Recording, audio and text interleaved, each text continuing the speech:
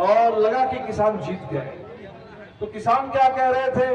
किसान कह रहे थे कि भाई हमारी खेती, हमारा खेत और खेती ये हम देखेंगे, ये अंबानी अदानी के लिए नहीं है, आप इसको अदानी अंबानी के हाथों सौंप नहीं सकते। तो किसानों ने लड़ा, अदानी के खिलाफ लड़ा, अंबानी के खिलाफ लड़ा, मोदी मीडिया के खिलाफ लड़ा, और 1 साल से इतनी जबरदस्त लड़ाई हुई कि मोदी जी को लगा कि भाई किसान अगर इतने गुस्से में होंगे तब तो आगे कहीं कोई चुनाव जीतना संभव ही नहीं होगा।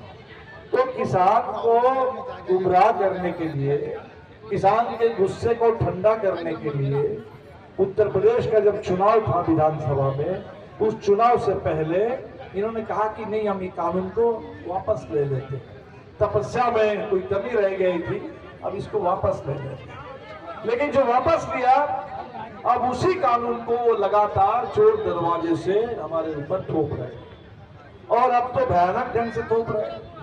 वो जमीन तो कब्जा कर ही रहे हैं।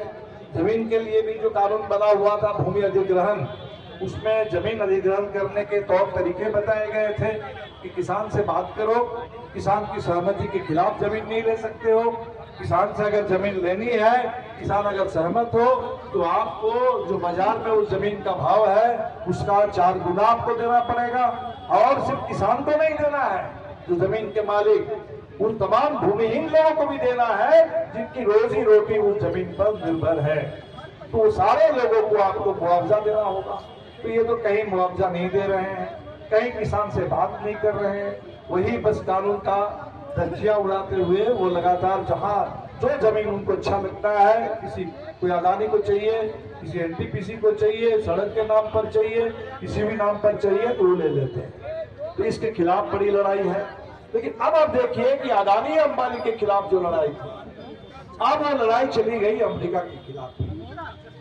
अदानी अंबानी से तो